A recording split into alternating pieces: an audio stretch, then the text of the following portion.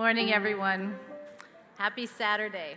It's really nice to see all of you here. As that disembodied voice just said, I am Laura Bloomberg. I'm the Dean of the Humphrey School of Public Affairs at the University of Minnesota, and I am so proud and so pleased to represent the university as a partner in this so important Nobel Peace Prize Forum.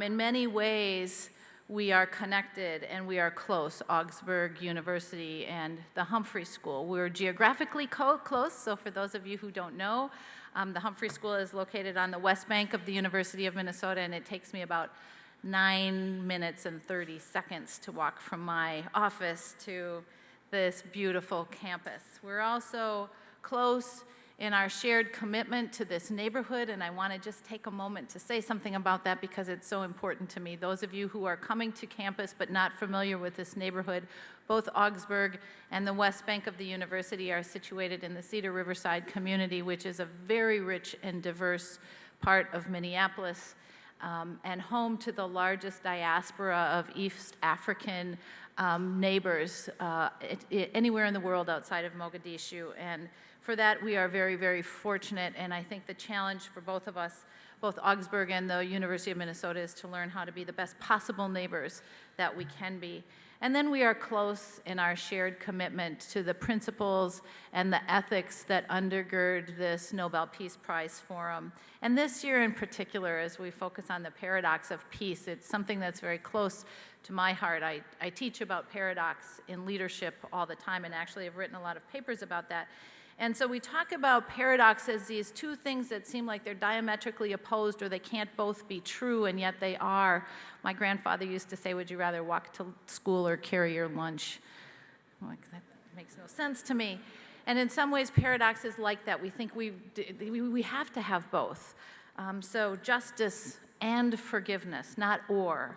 Hope and fear that we grapple with. And I would add both freedom and security. They're both possible. They may seem incompatible, but in fact they're not. And that's so important for us to keep in mind during these days of the forum, but also in our life and in our leadership in our respective worlds as we think about peace and achieving peace in the world.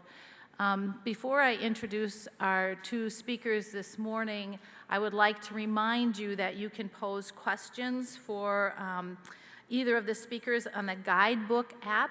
I've not looked at the app myself. I tend to be a paper person, but I understand that there's a feedback component of the guidebook app, and you can pose a question there.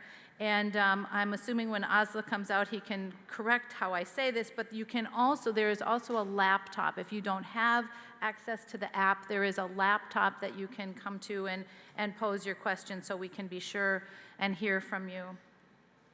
So it's my pleasure to introduce to you this morning's speakers, Asla Toya and Beatrice Finn, and we are so fortunate that they're both here.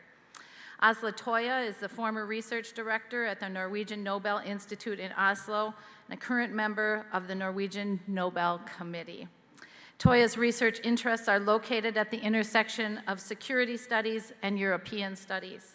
Since graduating from Cambridge in 2006, Asla has written and edited works on European security and foreign policy, including America, the EU, and strategic culture. The European Union as a Small Power was another publication of his, and Neoclassical Realism in Europe, and finally, Will China's Rise Be Peaceful? A question that many of us grapple with a lot. And then we have with us this morning Beatrice Finn, who is the executive director of the International Campaign to Abolish Nuclear Weapons, or more commonly known as ICAN, a coalition that works to prohibit and eliminate nuclear weapons around the world. As we know, she accepted the Nobel Peace Prize and delivered the Nobel Peace Prize lecture in Oslo on behalf of the campaign in December of last year. Just parenthetically, I had the great good fortune to be in Oslo when the announcement was made that ICAN would be the recipient of the 2017 Nobel Peace Prize, and it was a quite exciting time and very proud time to be in Oslo. Finn has led the campaign since 2013 and has worked to mobilize civil society throughout the development of the Treaty on the Prohibition of Nuclear Weapons. This includes developing and executing ICANN's political strategy and fundraising efforts, as well as representing the campaign in relation to media and key stakeholders, such as governments, the United Nations, and other international organizations. Finn has over a decade of experience in disarmament policy, diplomacy, civil society mobilization, and through her work with ICANN, the Women's International League for Peace and Freedom, the Geneva Center for Security Policy as well. She has written extensively on weapons law, humanitarian law, civil society engagement in diplomacy and multilateral institutions, and gender perspective in disarmament work. In a nutshell, she's just really impressive. Finn has a master's in law from the University of London and a bachelor's degree in international relations from Stockholm University.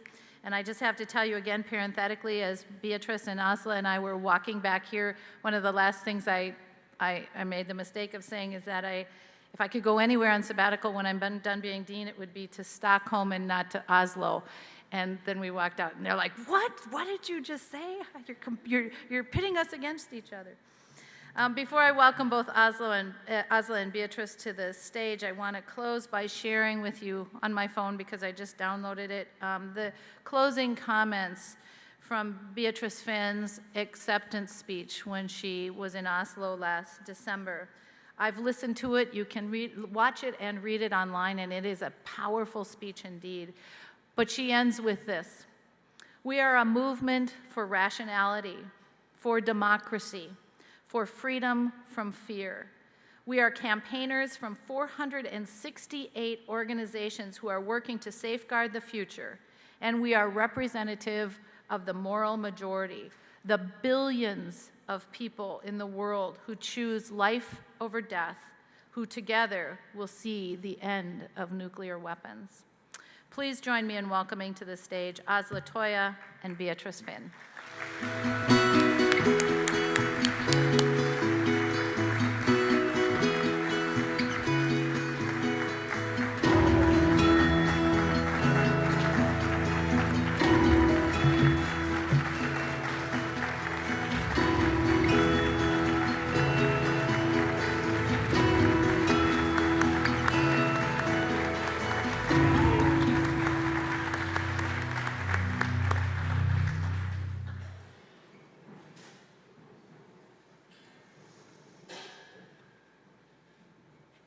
Well, thank you so much for those introductory remarks. I have to say it's great to be here at Augsburg for the Nobel Peace Prize Forum. I don't know if many of you had a chance to participate in the peace meal yesterday. I can tell you that I had a lot of fun, and it was great to hear stories from the Augsburg students traveling down the Mississippi in canoes, being attacked by snakes and getting up to all kinds of dangerous and fun things. I wish I was young again and could be with you. Also to the kids that I met from Illinois, who's working with a safe driving campaign. Meeting those high school students is one of the most inspiring things I've encountered in a long, long time. I think that the organizers of this year's forum has managed to bring together an extraordinary group of people, and I hope you take advantage of each other and meet each other and listen to each other, because there are so many great stories out there.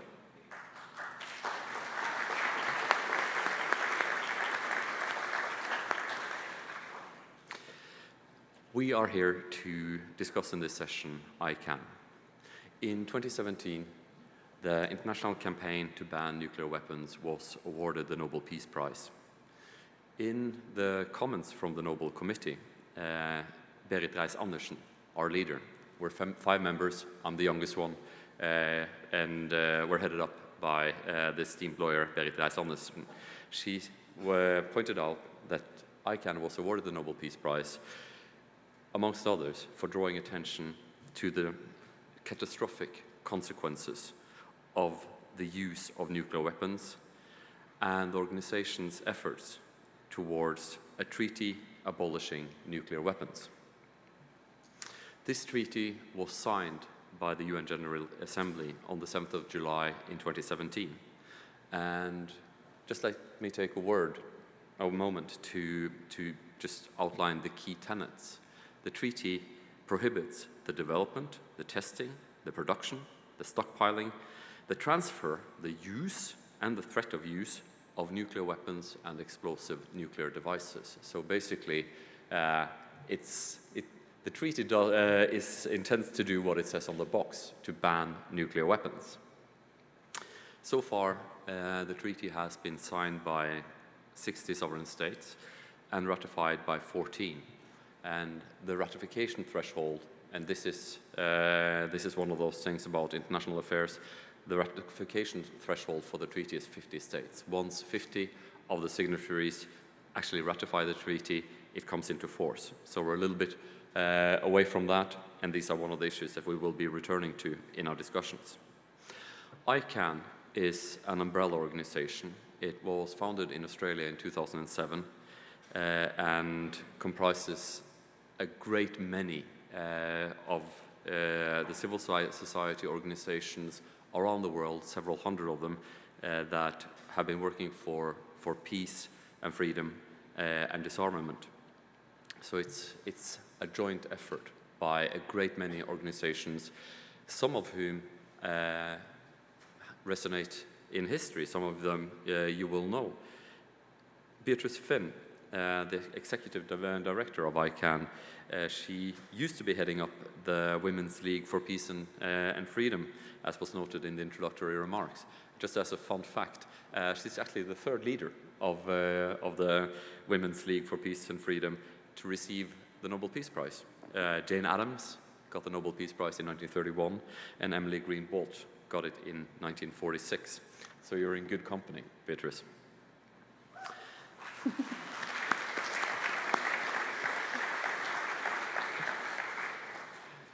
So why is this issue so important? In the speech given by the leader of the committee when the Peace Prize was given out in December 2017, there were 5 different issues, to my mind at least, that were highlighted. The first issue is that too much of the talk of nuclear disarmament has taken place without reference to the states that actually have nuclear weapons. And I think that we can all agree that if we're going to make any headway towards a nuclear-free world, those states that have nuclear weapons need to be involved. Another issue is the crisis that is yet to be resolved on the Korean Peninsula, where North Korea have developed nuclear weapons and the means of intercontinental delivery, and has been a state that has not shied away from threatening to use these nuclear weapons. This remains one of the greatest challenges on the international agenda, not least because of the catastrophic consequences of the use of nuclear weapons.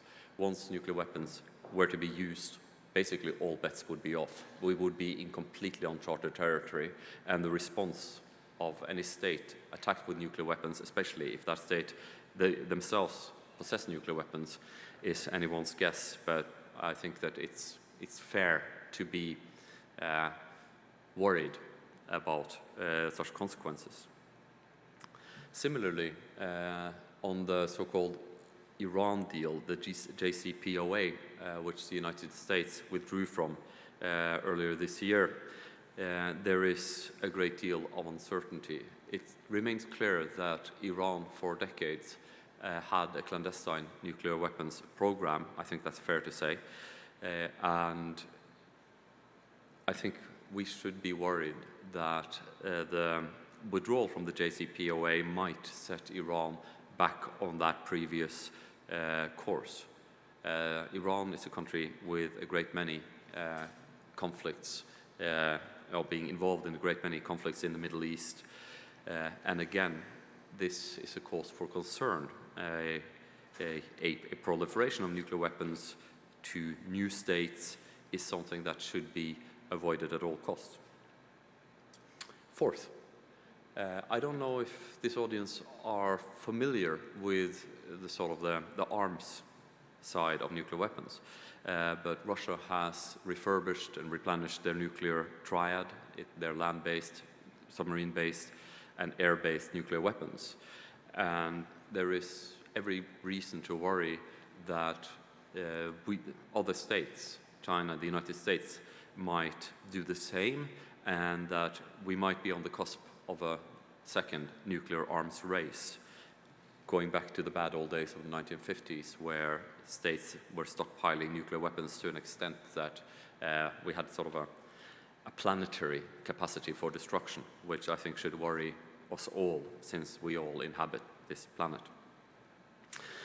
Finally, I would like to point out that when the Norwegian Nobel Committee awarded the Nobel Peace Prize to ICANN, the committee was acting in a very long-standing tradition. No single issue has received so many acknowledgements, so many peace prizes from the committee in Oslo as the work to rid the world of nuclear weapons. Amongst the esteemed laureates is Linus Pauling, the American scientist, Eisaku Sato, the Japanese foreign minister, in '72, I believe. Pauling was in '62. The Pugwash Conference and Joseph Rotblat, the scientists against nuclear weapons, international physicians for the prevention of nuclear war, and most recently, before you, Beatrice, the committee highlighted President Obama's efforts towards building down nuclear arsenals in their justification for giving President Obama the Nobel Peace Prize. But, dear friends, you're not here to listen to me explaining to you what the Norwegian Nobel Committee thought when we were giving the Nobel Peace Prize to ICANN. We have Beatrice Finn with us, and I would like to invite you to the podium to give your introductory remarks. Please give Beatrice Finn a big round of applause.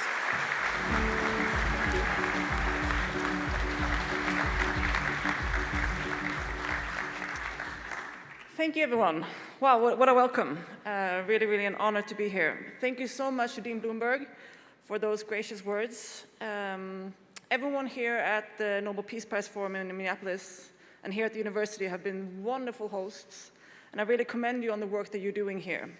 And of course, I also want to give a special thanks to the Norwegian Nobel Committee, without whom I would not be standing here today representing ICANN. And beyond awarding us this prize, they've also been invaluable supporters of our work, and their participation in brilliant events like this really helps expand the mission of Alfred Nobel and the values of the Nobel Prize. And here we are with a Swede, a Norwegian, and based on the little I know about Minnesota, I'm going to guess like a room full of Scandinavians. So, good morgon. In trying times like this, it can really sometimes seem inappropriate to talk about hope, progress, and even success. It can feel like we're surrounded with darkness.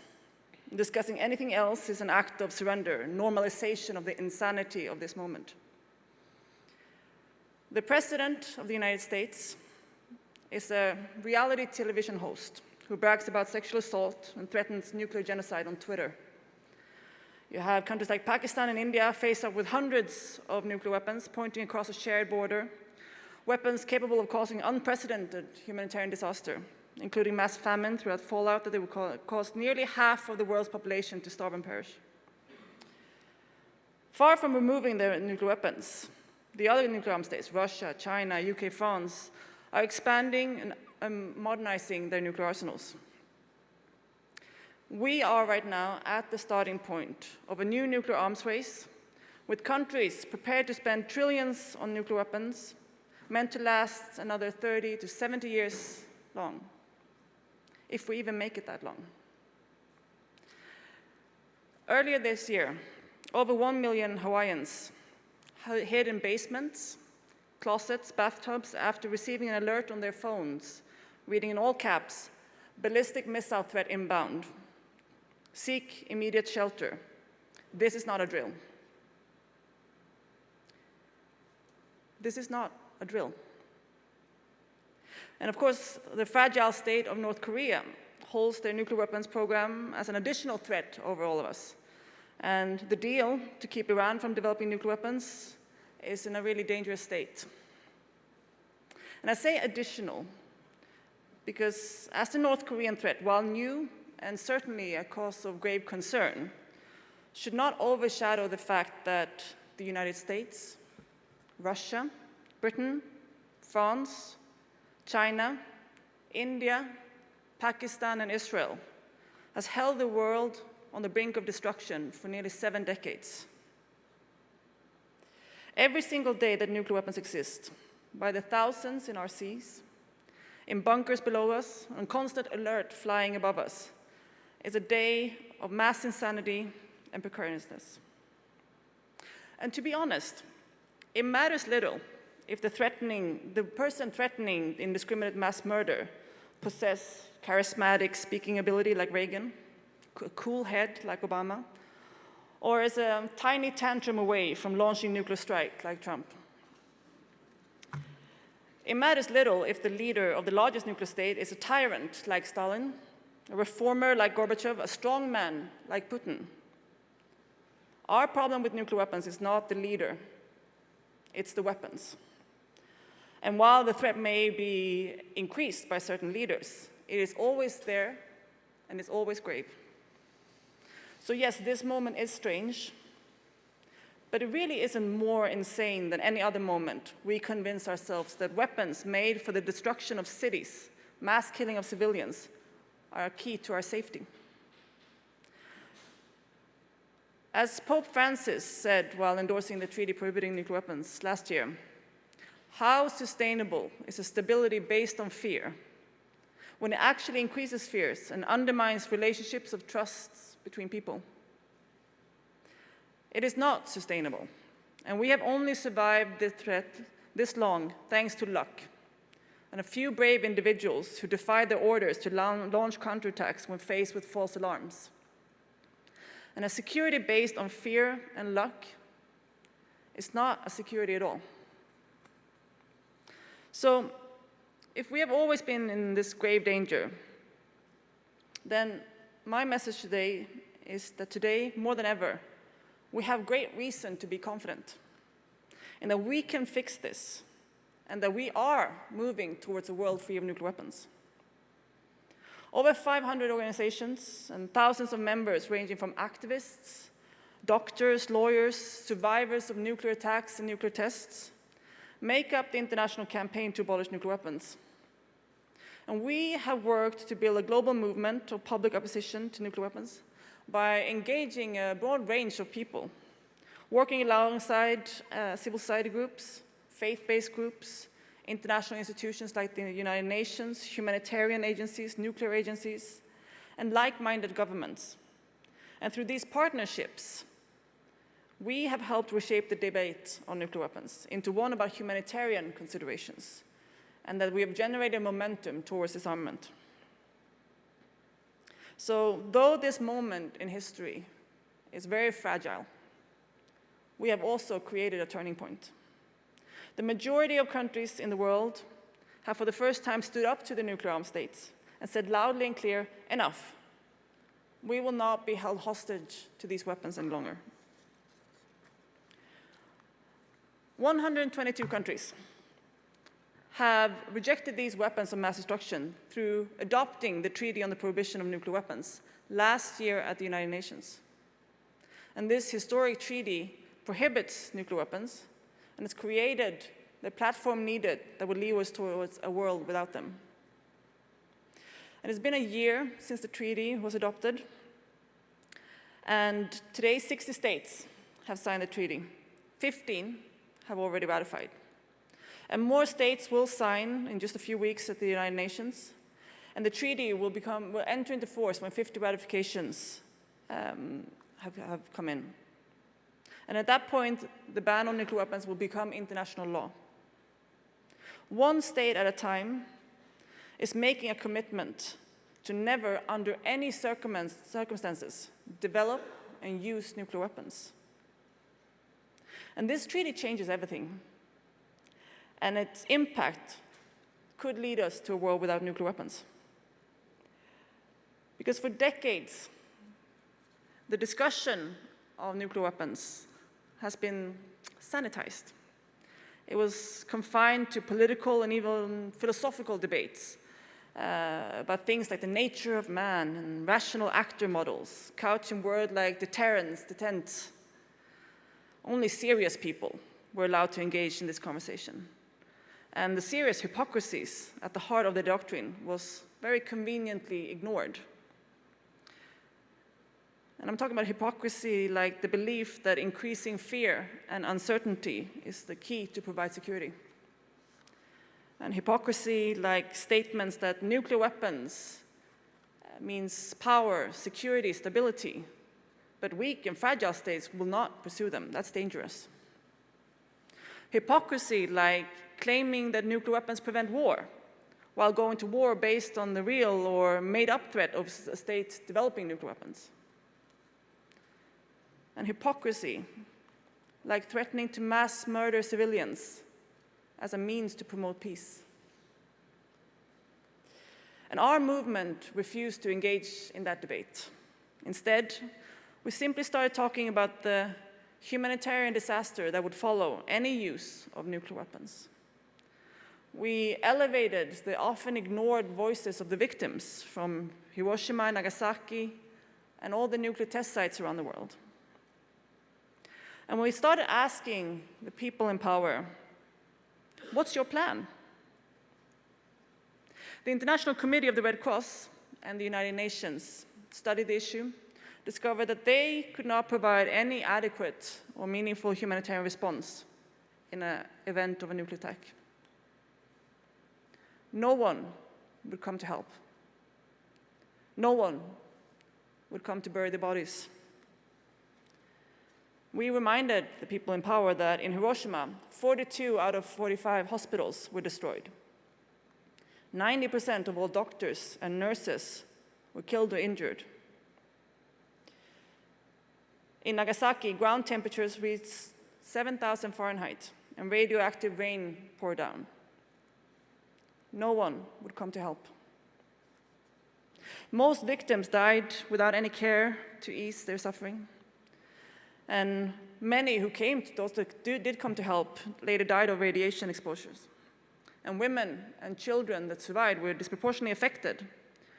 The younger you were at the time of the nuclear weapons use, the more likely you were to die from disease afterwards. And those bombs were tiny compared to the nuclear weapons of today. Relief organizations would not be able to send help into nuclear blast zones. And the ICRC has stated there will be no effective means of providing aid to the dying and wounded. And we discovered that when those in power were forced to reckon with the realities of nuclear attack, it became very difficult to claim that these weapons are necessary for providing security. And we worked and learned from our friends in past movements, like the campaigns to ban landmines and cluster munitions, the Control Arms campaign, who negotiated the Arms Trade Treaty. We looked at past efforts to ban weapons that violated the humanitarian and international law principles, like the Chemical and Biological Weapons Conventions. And we started asking, why should we treat nuclear weapons any differently? You think about it. Countries like Belgium or Germany, Netherlands would never say, we know how terrible chemical weapons can be, but we will allow them on our territory and allow the US to station them here. Yet they quietly host US nuclear weapons and participate in plans and preparations to use weapons of mass destruction on populated areas. And no state would say, biological weapons are a threat to humanity, but we will use them if we feel our sovereignty is threatened. But this is precisely the stated policy of the nuclear armed states, making pronouncements only this year of their very willingness to launch nuclear strikes. And the citizens of this country, or any other nuclear armed state, would not stand quietly while massive arsenals of biotoxins were maintained miles from their home, seeping into water supplies, threatening accidental and irreversible destruction through an accident. Yet right now, 54 metric tons of plutonium are being buried in pits at sites around the US. the Energy Department facility in Amarillo, Texas, has filled up 20,000 pits and run out of space to put even more plutonium. But don't worry. The nuclear materials that were stolen from the back of an SUV rented by the government employees in San Antonio, it was recovered. Totally fine. I said that this was about hope, about the positive steps happening to resolve this insanity. And as I said, this isn't the only moment of insanity. There have definitely been dark moments, especially during the Cold War. But when campaigners stepped forward and forced superpowers to stand down and massively reduce their nuclear arsenals, we have seen tremendous success of a series of treaties, starting with the Nuclear Non-Proliferation Treaty, the Comprehensive Test Ban Treaty, and several bilateral and multilateral treaties, including the recent Joint Comprehensive Plan on Action, which was undoubtedly working to prevent Iran from developing nuclear weapons, but is now threatened by the United States' withdrawal. What the vital yet limited success of these treaties show us that it's throughout the Cold War, and especially in the period afterwards, we forgot to take that crucial step. We forgot to ban nuclear weapons. A few months ago, I was in Singapore, advocating for a plan based on existing treaties and primarily built around the Treaty on the Prohibition of Nuclear Weapons as the best way to deal with the threat and the crisis on the Korean Peninsula. We know the comprehensive, irreversible nuclear disarmament must be based on also a rejection of nuclear weapons and involve the international community. The example of Korea demonstrates how the treaty can work in practice, more than just an instrument for countries to express their opposition to nuclear weapons. And specifically, the TPNW may not only be the best, but the only comprehensive, irreversible, and verifiable way to denuclearize the Korean Peninsula. Ratification of the TPNW would commit the DPRK to no longer develop, produce, threaten to use nuclear weapons, and immediately remove them from operational status. And they would then destroy their nuclear arsenals in accordance with a legally binding, time-bound, verifiable plan. But that's only a part of the Korean Peninsula. In order to truly denuclearize, South Korea must also reject nuclear weapons, and fully including the threat of nuclear attack on their behalf, or by assisting, inducing, or encouraging the development, possession, or use of any nuclear weapons. And the TPNW provides a mechanism to do so. It is not only the best multilateral means to defuse the conflict and denuclearize, but it's the only existing treaty framework to do so. But the real power of the treaty, however, is the creation of the conditions for all states to reject nuclear weapons, because it has become clear that they're heinous, shameful, and they have no place in a modern democracy who adheres to international norms around human rights and the moral and legal prohibitions around targeting civilians in war. And this is the new norm that we are taking strive towards. This is where we are already seeing the impact of this treaty. We are creating the conditions for the complete rejection of nuclear weapons by any or all states. And norms are changing, and laws will catch up. Funding will be cut, banks will stop providing financing, and politicians will be asked to reject nuclear weapons if they want to get elected. The world remains enamored with the reality show of politics playing out daily, the ups and downs and the big promises to denuclearize. But we in ICANN stayed focused on the tangible, states joining this treaty. The laws changing and the cultural shifts needed. We will continue to grow this movement, standing for rationality and true security, mindful that the clock is ticking, but hopeful and encouraged by the ongoing success. In the coming weeks and months, our global movement will mobilize to oppose the biggest financial institutions that provide investments and loans to companies that produce nuclear arsenals. We will unveil new research showing far beyond the 9 nuclear armed states. Countries across the world are complicit in the nuclear weapons industry. And our members and partners in those states will challenge their lawmaking bodies to comply with the TPNW.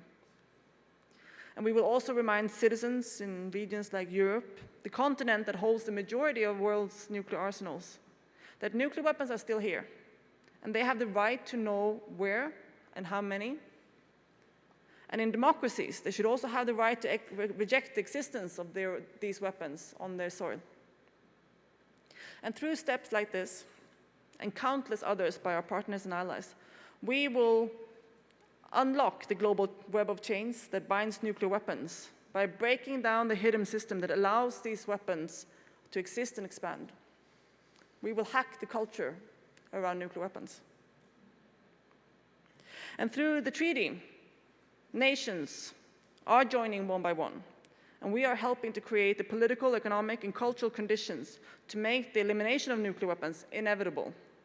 And I really invite you to join us in that journey and join us on the side of hope. Thank you.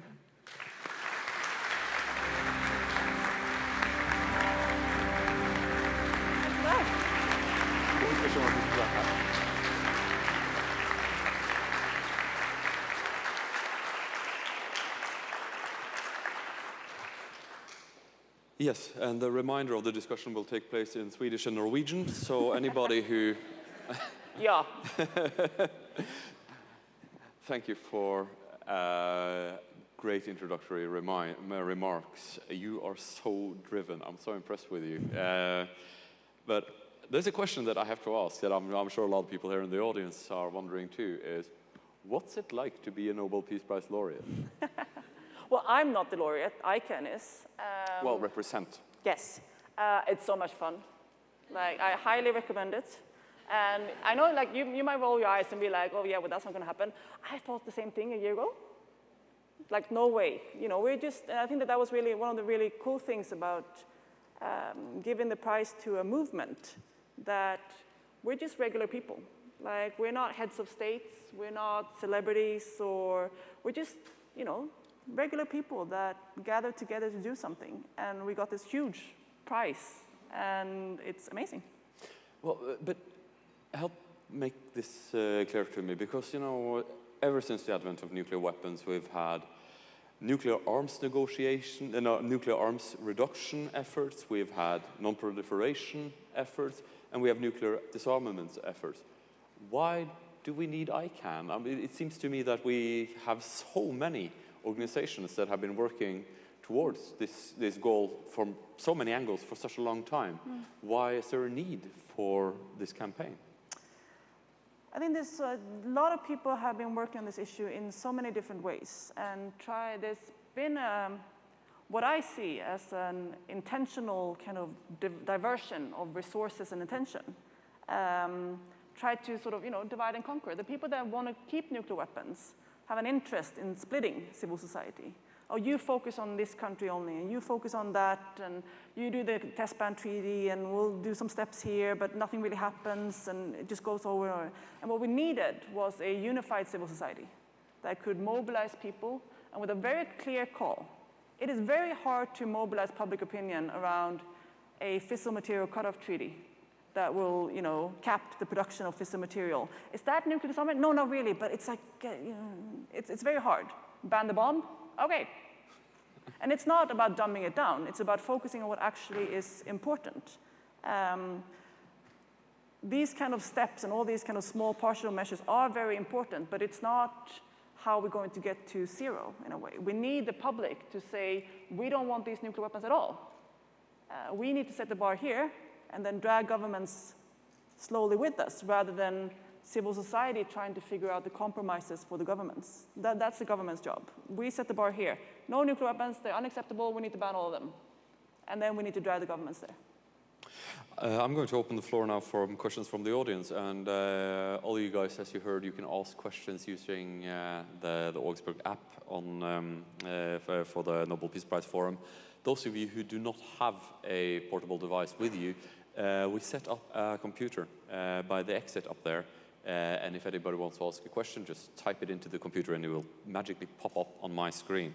But before that, you have to give us a bit more on the efforts towards ratification. Where do we stand? What countries are you focused on right now? Where is the battles taking place? Well, we're at 15 now, which is kind of a normal pace. It's a bit of a different shift for us. You know, we're working so hard on getting the treaty. It was in the hallways of the UN. It was negotiations. We were sort of having everyone in the same place. And then the campaign changed, we got the treaty, we won that, and the campaign changed to be on a domestic level in capitals around the world. And it's kind of almost like starting over a whole new campaign, because now we have to figure out who's in charge of ratification, which parliamentary committee deals with this, and try to navigate the domestic sort of internal situation in 122 governments. It's a big job.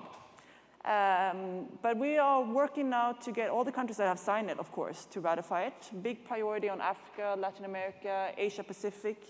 I'm going to New Zealand for a conference, for example, with the Pacific Island states that have a very special role in this, given the nuclear testing that they have suffered from so much. So we're trying to work with these kind of governments to get this, but also, of course, to get more states to sign the treaty.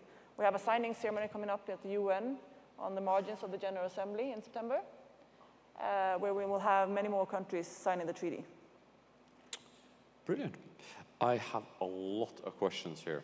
Excellent. So are you ready? Because we're gonna, well, let's try to move through as many as we can, yeah. And we'll see how it goes.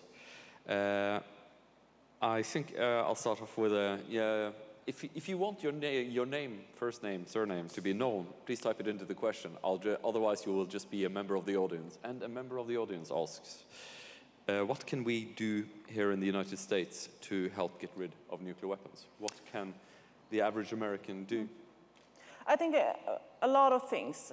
Sometimes you look at the president or the prime minister of a country and thinking, oh, that person, usually him, it's not going to change his mind. I feel powerless.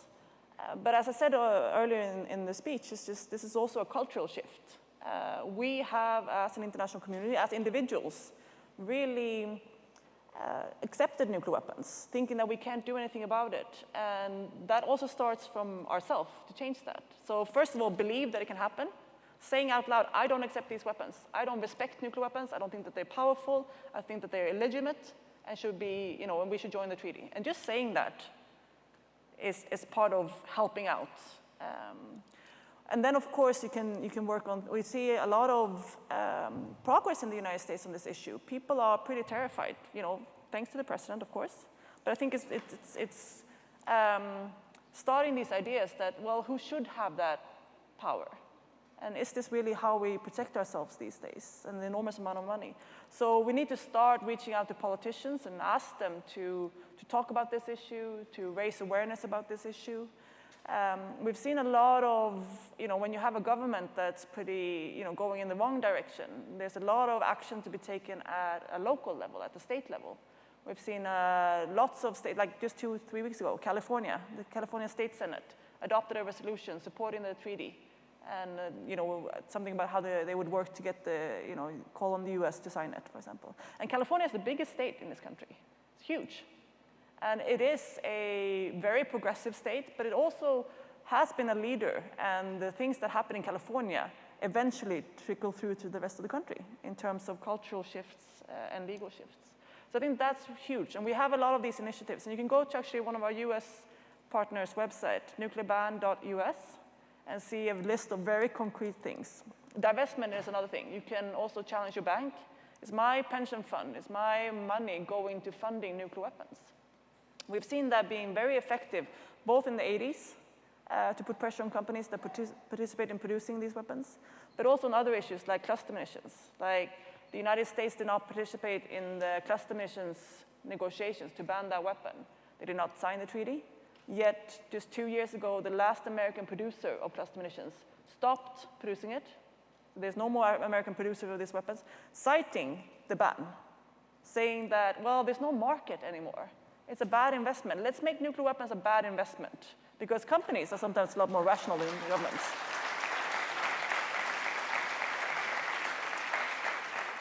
All right, Beatrice, but this bridges into to a different question, because these are serious issues. These are issues pertaining to the core national security of states. I have a question here saying, how can we work towards getting rid of nuclear weapons when world superpowers such as China, Russia, and the United States don't work together or trust each other? And how can young people help to further this goal and this trust? Yeah, I think it's sort of, people in power have intentionally tried to keep this issue away from people. Make it so difficult. It's a national security issue. It's about stability in China and Russia, and you can't fix China and Russia, so don't bother with this issue at all.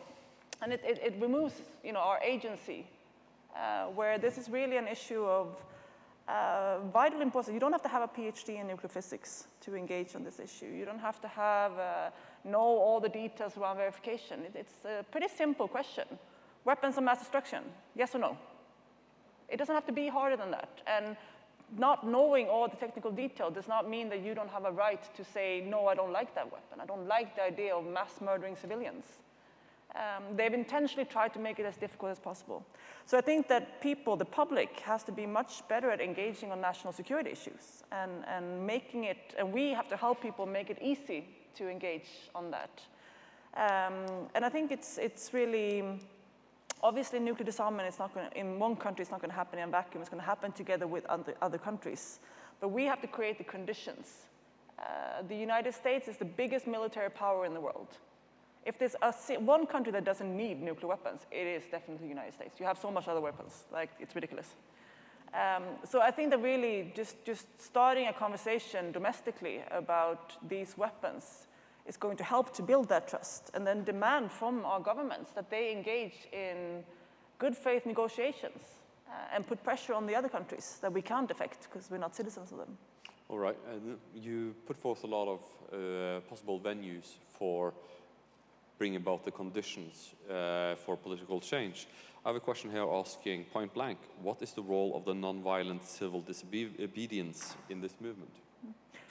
Vital, of course. And I mean, we in ICANN are a very broad movement, so we also have, bigger than just the sort of the peace movement, we also have partners that are not against military, the military or things like that, but we try to be open to everyone who agrees that nuclear weapons are bad. To make it as easy as possible for people. But the nonviolence and the peace movement is obviously a very central part of our work. This idea well, we were talking about the nonviolent civil disobedience. Civil disobedience. Oh, yeah, that's really cool. We have these amazing nuns who break into nuclear bases, and yeah, they're amazing. I feel really lame that I've never been, arrested by the police for something like that. I feel like I should one day. No, but I think that that's a really remarkable sacrifice that people are doing, putting their own security at risk for the cause. It really warms my heart when we have these nuns that broke into a nuclear base, and this beautiful article just a few months ago where they returned to the scene of the crime with a Nobel Peace Prize. And it was just like really, really amazing. And I think that shows, and they are using the treaty. This weapon is illegal, so I'm actually just following international law when I protest this. So I think it's, it's not for everyone. And I think we need to have, possibilities for everyone to engage in whatever way they want. But I think that's an extremely, it's an important part. And I have full respect and admiration for the people that do it. Beatrice, we've already touched upon a couple of times the ratification aspects, because that is really important. Getting to 50, bringing the treaty international law. And I have a question here asking point blank, what countries have already ratified, and what are the characteristics of the next group of countries who will hopefully sign? We have some of the leaders of this process that have ratified, such as Austria, Mexico, New Zealand, these kind of countries that have always been traditionally very active on the nuclear disarmament issues, and for different reasons. I mean, New Zealand, because of the legacy of nuclear testing in the region, I mean, for them, this is a security issue. Banning nuclear weapons is in their national security interest. Mexico, of course, who was also a driver of the Latin American Nuclear Weapon Free Zone Treaty just after the Cuban Missile Crisis. The Latin Americans were not happy about that. It doesn't just affect the US and Russia if there's a nuclear war between those countries. It's all of us that are going to suffer. So Mexico has been a very sort of strong driver, and being very close to the border and not too far from where nuclear weapons have been tested and potentially used one day when things come to that. Austria, with a very strong tradition of having a national legislation for a very long time about being a nuclear weapon-free country. So I think these kind of countries have led the process. We have a couple of countries like South Africa, for example, that is going to ratify hopefully by November, I think, depending on their parliament, which is the only country that has given up nuclear weapons voluntarily. So it has a strong moral authority on this issue. So we're working really much with African countries, Latin American countries, then pulling in NATO states, these countries that are the enablers of nuclear weapons. How interesting. Could you, because the NATO states have so far, no NATO state has signed up. No. So you're saying that this is a possible venue, that there are NATO states that might join the treaty? I think so. I mean, it's up to the people, right? If the people want it, they're going to do it. And we're trying to make the people want it. And one of the problems we have is that most people don't want nuclear weapons. Most people are against nuclear weapons. And when we do opinion polls in like Germany and Norway and all these countries, most people are against it. But they don't make it, they don't cause any consequences for the politicians of not doing it. It's an issue that people feel like, yes, I want that, but I'm not going to not vote for that party because of it. And I think we have to change that. We have to make it a really much more of a consequences for politicians to not do this. We see that there's movement in NATO. They have kind of unified as a bloc after a lot of pressure from United States, UK, France. They are basically preventing NATO states from doing it at this point, bullying. But we also see that there are cracks in this. And I actually saw notes from a meeting that was sponsored by one of the nuclear weapons laboratories in the United States, where they were like, well, this ICANN, they're a problem. They might turn public opinion against these weapons. This is really bad for us. And these countries, poor countries in Europe, they're vulnerable to that kind of democracy. Oh, terrible. So we can see that they acknowledge that democracy is a problem for them. I think you're absolutely right. From what I hear from people working in the nuclear arms industry in the United States, they find it increasingly difficult to get talented scientists to want to work on nuclear weapons because it's not sort of a nice dinner conversation topic. So what do you do? I build nuclear weapons. It's not something that you would rather sort of lead with in the conversation, I take. And also, like with the divestment, the Norwegian state pension fund, which is one of the biggest private investors in the world, has disinvested from nuclear weapons. Yeah. Do you see that as a possible venue that might actually gain enough momentum to not bankrupt, but at least make nuclear weapons financially less sustainable than they already are? Absolutely, and it takes time, this kind of thing, but this is part of the new norm that we're trying to use. And we're using the treaty to create these kind of things. We want it to be shameful to work for a nuclear weapons producer. It's not a nice thing to do, building weapons of mass destruction. So we have to put more, and the previous sort of framing has been that, I support national security, I protect this country with this job, and it has to be changed into being something that's stigmatized. So of course the scientists, and we have a lot of support from scientists that support our cause. We had during the negotiations, I think, a list of, I can't remember the number now, it was thousands of scientists signing on, including like 100 Nobel Prize winning scientists. And just this kind of really making it unacceptable, making it stigmatized to work on this, and then go after the funding and the banks. We say the Norwegian pension fund, the biggest Dutch pension fund did the same thing. And these are two countries that have not yet signed the treaty. And yet they make this decision, the banks and the pension funds, based on the treaty. For them, it's like, well, it's an international treaty. That means it's a banned weapon, so we have to comply with this. So I see definitely that as part of this cultural shift, part of the stigmatization, and part of making this a new norm, with or without the president's signature on the paper. when we were talking in, behind the curtain about the Q&A, I asked you whether you would be cool with me asking the hard questions, and thankfully you said, yeah, sure, you go for it. I'm going to take one of the tough questions from the audience here, and the person says, although I sympathize with the concept of a world without nuclear weapons, I can't help but wonder about the practicality of making this a reality. How can we get states in an inherently insecure international system to trust one another, to follow through with disarmament and ensure that this process becomes reality?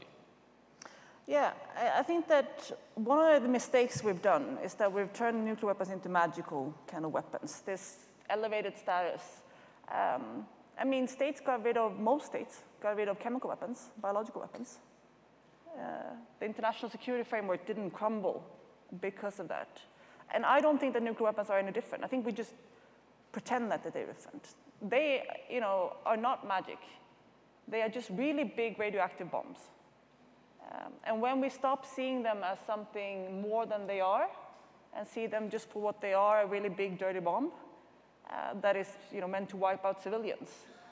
Very little practicality in actual military operations. We know this from hearing from the military that it's a bit inconvenient, nuclear weapons. It doesn't actually do the job very well. You can do a lot more efficient military operations with conventional weapons. So I think that it's really this kind of a framing way to look at it. I think that we're not going to build the kind of, because in the nuclear arms states, they won't say, yes, we want to get rid of them when everything is nice and we sit in a round circle and doves fly and, peace forever. That's not going to happen. I mean, there's always going to be conflict in the world. I mean, between people, between countries, there's always going to be conflict. But we have made progress on what is allowed to do in conflict. And speaking of that, this statement behind, with the dean saying that she preferred Stockholm to Oslo. I've never been so shocked in my life. Yeah, you're right. Conflict seems to be one of the marching themes of human history. But I think, can I just finish? On. Because I think that we have made progress. We've developed international humanitarian law, laws of war. We're not supposed to target civilians. I think that when we see nuclear weapons like that, it's not going to be this magic moment when we have world peace, but really it's going to be just in countries' interest to get rid of these really, when they're not powerful, when they're not full of prestige, you just end up with this extremely expensive, big radioactive bombs on your own territory that could just go off by accident. And suddenly that doesn't seem like a great idea to have them anymore. I think we're going to get to zero in a lot less dramatic kind of confetti triumphant way. People are just going to start forgetting about them, and then just, oh, we have those, ooh, yeah, we should probably dismantle those, because they are a little bit inconvenient and bad, and we do other things like now. I think that obviously we want to make people focus on this issue, but I think that when we get to the lower numbers at the end, they're just going to be irrelevant, and then they're just going to be a burden for states, and then they're going to get rid of them. Well, but the problem is that the Russians have just brought in a new generation of nuclear weapons, and Tyrell here in the audience asked, what would the procedure be to enforce the nuclear ban on the United States if the United States is not part of the 50 ratifying states? What happens? Because you say the confetti moment. But am I right to think that even if the treaty were to become international law, this wouldn't either be sort of a confetti moment, right? No, it's just work in progress, I think. And the treaty, when it becomes international law, it only applies to the countries that have joined the treaty. And I think that's an important distinction to make. It doesn't apply to countries outside the treaty. But norms, of course, impact and affect countries. We see with the landmines treaty, for example, the US still hasn't signed and ratified that treaty, but have started to slowly, throughout the 20 years of this treaty, apply the principles and start shifting its policy to align. And now they've even said that, well, we're not going to sign and ratify it because the US doesn't really sign and ratify international treaties so much anymore. But we will comply with it. We will follow the norms and the rules in it. And I think that that's also something we can see here, that shifting this and creating this pressure from people creating, pressure from California, creating pressure from other cities, creating pressure from a city like New York, like the way that they did with the climate change agreement, saying that, well, we will comply with this, even if the government goes, withdraws from it. Nuclear-free cities. Nuclear-free cities. We've done it before. Here's a difficult one. Have Norway and Sweden committed to ratify the treaty? If not, why not? Oh, favorite question. No, they have not. Shame on them. Norway is obviously a member of NATO and a part of the nuclear umbrella. And this was one of my most interesting conversations in Oslo during the Nobel Peace Prize ceremony, or after the ceremony when I talked to the Prime Minister. And you can see an obvious kind of discomfort in being held responsible for these weapons. But we don't have them. No, but you're part of an alliance that threatens to use them, and you participate in plans and preparations. Your military are still part of this system. Well, I wouldn't call it that we're under a nuclear umbrella. Oh, what would you call it then? It's very hard to stand up against your friends. The same thing with Sweden. Sweden is not a member of NATO, but kind of NATO light, almost. We're neutral, but we're not really neutral, and we have very strong ties with NATO in a way. So being very pressured. There's been leaked documents in media where the Secretary of Defense is outright threatening Sweden to stop conventional collaboration, punish Sweden. A shame with that arms deal that we're trying to make. It would be a shame if it happened something to it. That kind of mafia style. And this is not unique to nuclear weapons. This is, how superpowers, big states, carry out foreign policy. I mean, this has been during the negotiations of the NPT. Was similar pressure during the International Criminal Court. There was similar pressure. This is how these big powers, they don't like international law because it constrains them. Small countries use international law to constrain them in a way and to do their part. So I think that this is a But you have been jousting with some of the key decision makers, like the Norwegian Minister of Foreign Affairs, Børge Brende, on Twitter. Tell us a little bit about that. Yeah, but I think that this also shows how this campaign is so effective and why this treaty matters so much. It really gets under people's skin. In particular, people that like to think that they are in favor of nuclear disarmament, but they also really like nuclear weapons and think that they are valuable. They are the most provoked by this treaty because it calls their bluff in a way. It really is that simple, yes or no to nuclear weapons. You can't say yes for me and under some circumstances and I'm not really responsible, but yes, but no for them, that would be bad. Why should Norway hold North Korea to a higher humanitarian law standard than Norway? Why is it great for Norway to be a part of threatening to mass murder civilians to protect themselves, but say that it's outrageous that North Korea does it? Well, and they don't like when you point that out to them. No, of course not. But that is a challenge for all states that to ensure their own survivability is the key objective. And if America puts this caveat on Article 5, saying that we will defend you, but if you join this push towards banning nuclear weapons, we might not. Yeah, I think you can do it in many ways. I'm a strong believer that NATO states can sign this treaty. And what they need to do is just say that, and they don't even have to do it in a hostile way to the US or the other NATO countries that don't sign the treaty. They can just start off by being very well, we won't use that option. We're a strong ally. We're a part of this alliance. We're fully committed. Article 5 will be there. But we will never request nuclear weapons to be used. If you are the ones to do that, you find that's your legal right, but we won't.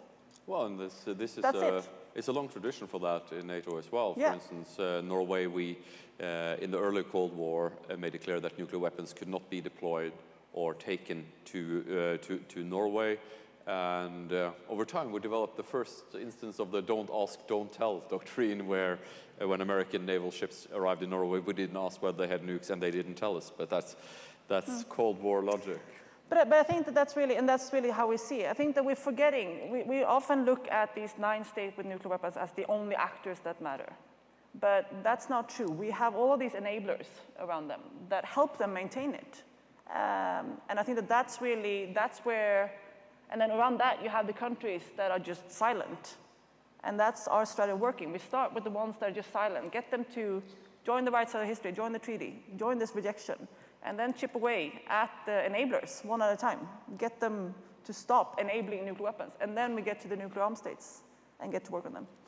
You know, one of the questions that, like keep cropping up here in a variety of guises is, what can I do?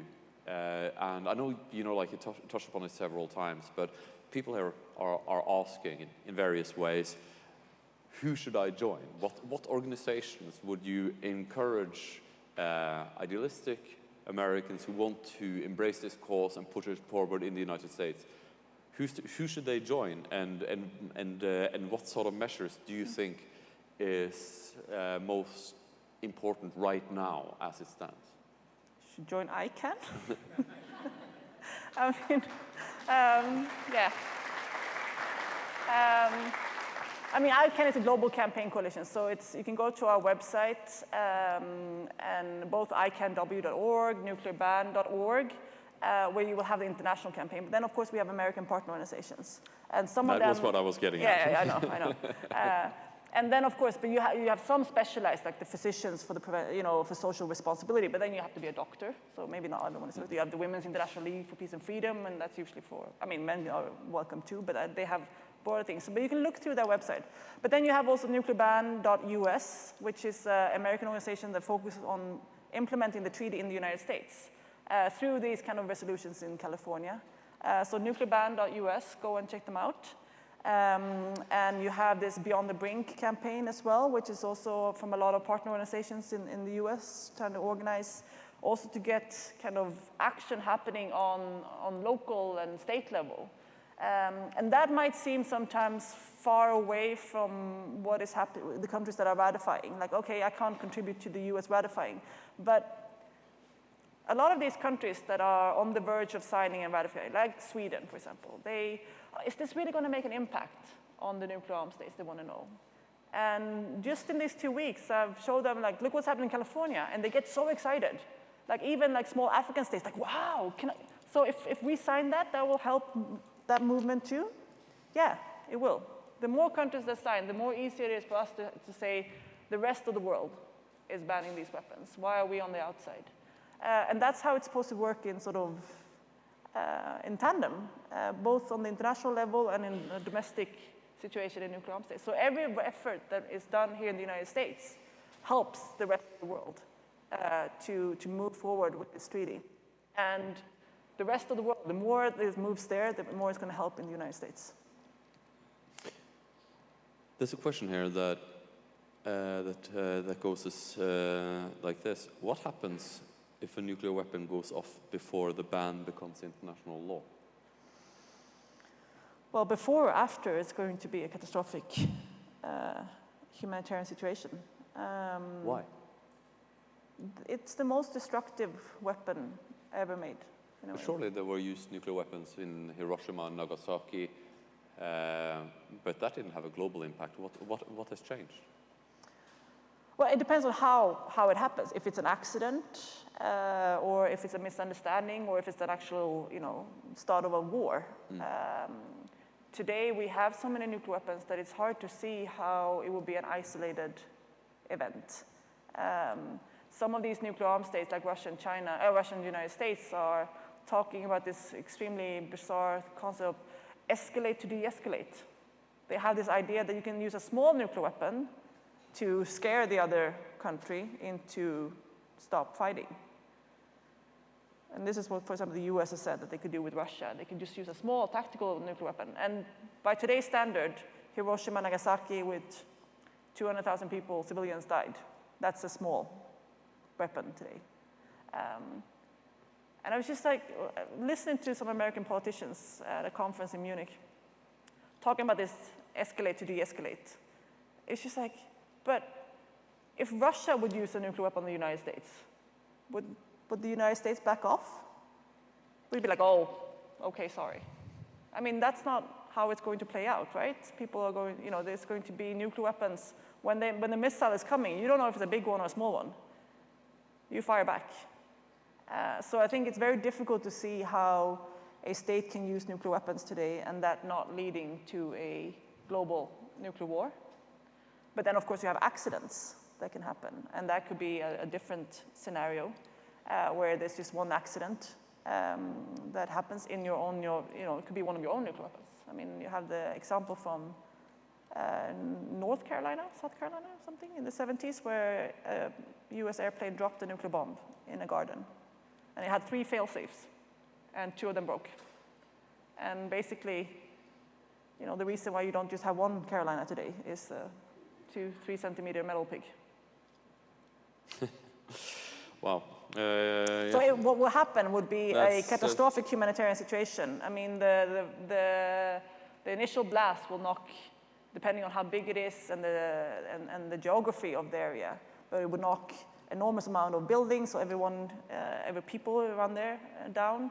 The heat will burn everything, and then also suck the oxygen out of surrounding areas. Everything flammable will burn, and then the radiation will kill people quickly, and then over decades to come. And the radiation will spread. It will impact not only areas beyond the area of detonation, but also generations to come. Yeah, because I think that's one of the things that that people are not aware of. That nuclear weapons, when they're tested, they're tested either deep underground or in deserts, where there's not a lot of stuff to burn.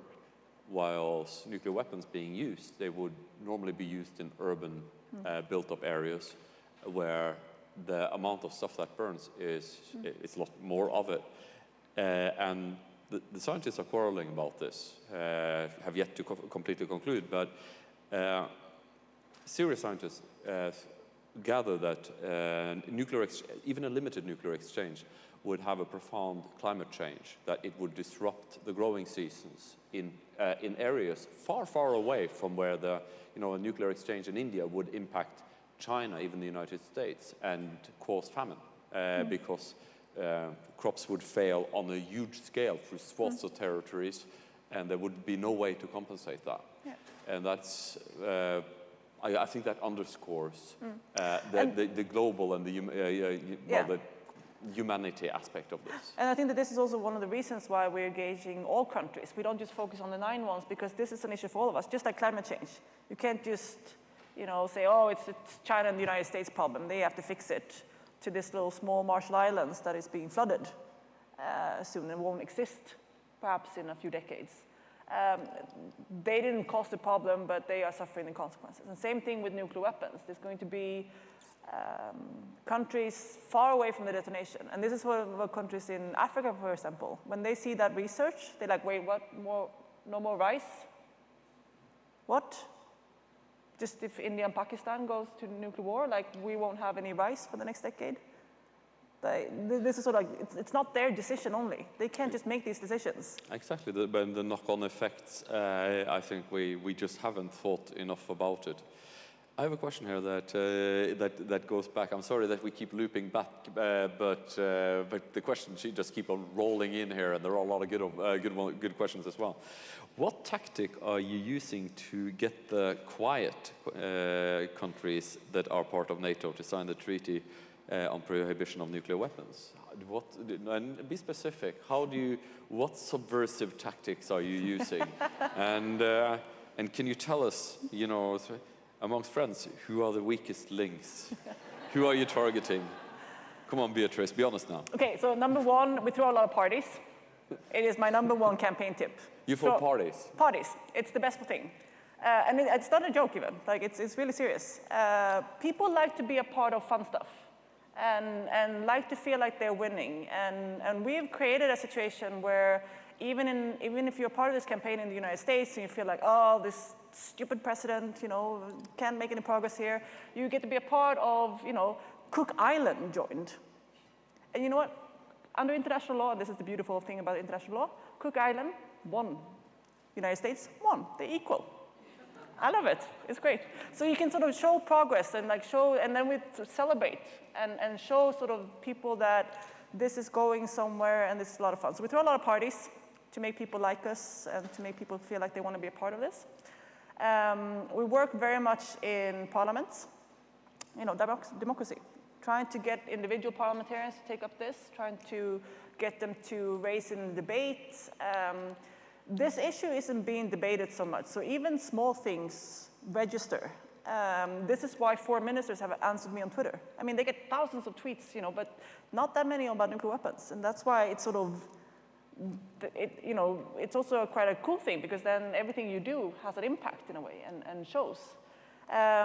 We try to really form alliances with organizations that already have advocacy networks. So humanitarian organizations, the Red Cross, National Red Cross and Red Crescent societies, kind of like organizations like Amnesty, for example, that perhaps didn't think about nuclear weapons, but and when they get on board, they have this campaign machine and can sort of lend their power with just, we provide the kind of expertise and they just lend their campaigning efforts to us in some countries. We, try to get also other kind of organizations like trade unions, for example, that haven't really thought about this issue perhaps since the 80s, but now could get back. The churches, faith-based communities are extremely important, and particularly for the kind of cultural shift. I mean, your faith and your church is where your sort of heart and mind is. And if that changes, you change with it very often. So, the kind of statements that comes out from the Pope or other churches has been really, really important and really helped driving this kind of change. And then I think we're like trying to promote that this is the right thing to do, trying to give smaller countries that perhaps feel like it's overwhelming and the pressure is too much, give them confidence. Our strength is, of course, doing everything in public. When things happen behind closed doors, the powerful tend to win. But when it's out in the public, so we're trying to get media to report on this, to write about this, trying to create sort of a tension and division in a country where it's beneficial for decision makers to get on our side. Well, I like that question, that answer a lot. So you're doing party diplomacy. Ladies and gentlemen, you will see around on Augsburg today, you'll see some lovely people handing out stickers for ICANN. Those people have already joined the party. And please, during the day, have a chat with them. If you want to get involved, these would be people who could point you in the right direction. But before doing so, I would like to have you all join me in thanking Beatrice Finn for... Thank you. Thank you.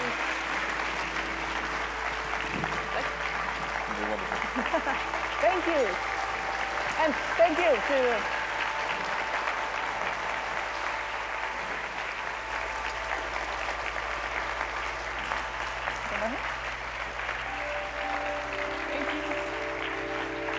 Please welcome to the stage Managing Director of the Nobel Peace Prize Forum, Bettina Hermansen.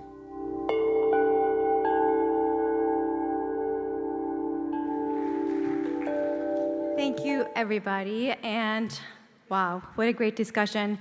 Thank you so much to Beatrice Finn and Asle Tøye, and as we say in Norwegian, tusen takk.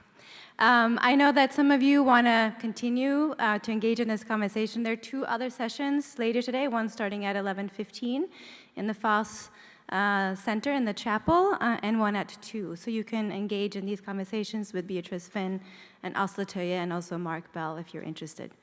A couple of housekeeping.